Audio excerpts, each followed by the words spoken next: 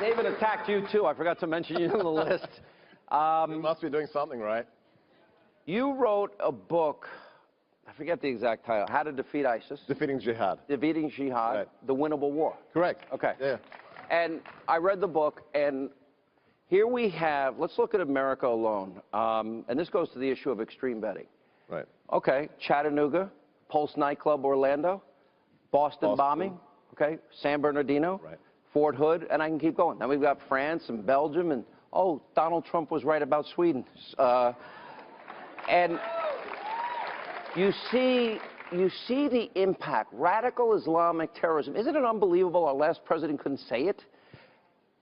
And I ask you, how is this war winnable when the FBI tells us there are 1,000 ongoing investigations right now in America in all 50 states? The only way you can win any war, Sean, is when you are allowed to talk truthfully about who the enemy is. Imagine if we're ready to storm the beaches in Normandy, okay? And they say to all the guys, the GIs, is your M1 ready? Are you squared away? Are your laces tight? Okay, you're ready. Oh, by the way, when you hit the beachhead, just remember, don't say the word Nazi because you could offend a German.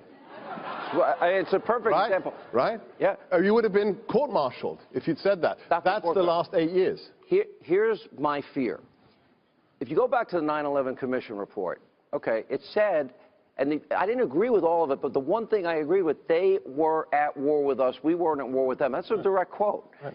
But the problem is we had all these indicators. We had the embassy bombings in Tanzania and Kenya. We had the Khobar Towers. We had the USS Cole, the First Trade Center bombing. All these indicators.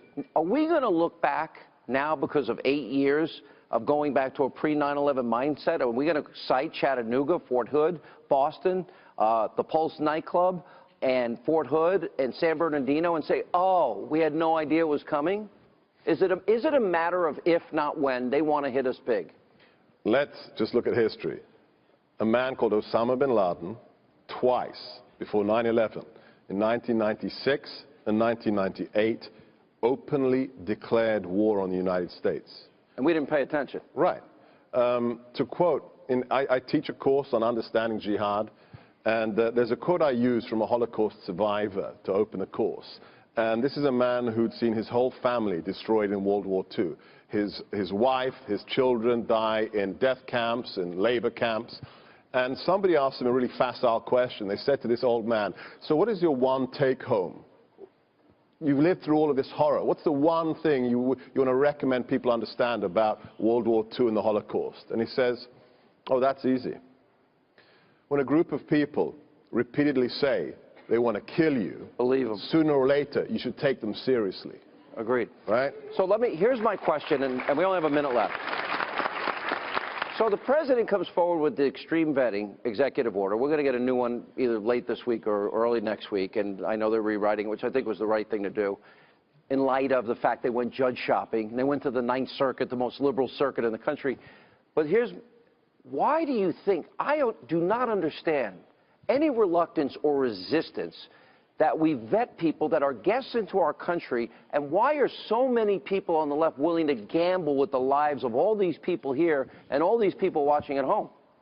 Two questions.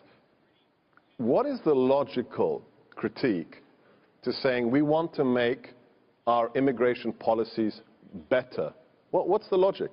We just want to make them more efficient. What is the argument against that? And I ask people... that we're discriminatory, right, blah, blah, blah. No, okay. But how about this? When you go to sleep at night, I don't care whether you live in the South Side or whether you live here in Georgetown, when you go to bed at night, do you lock the front door? Yeah, and then I put my gun next to my bed and I go to sleep. Yeah. So, if you do that, then surely the border is our front door. Surely we should have a control as to who enters our house. This is the house of America. And the idea that we don't control it is crazy. I think Dr. Gorka and I have become very close friends, and I think we're really lucky to have somebody that understands the nature of evil in our time, which is a clear and present danger to our country, working with the administration. My friend, good to see you. God bless you. Thank you, Sean. Thank you so much. Thank you, guys.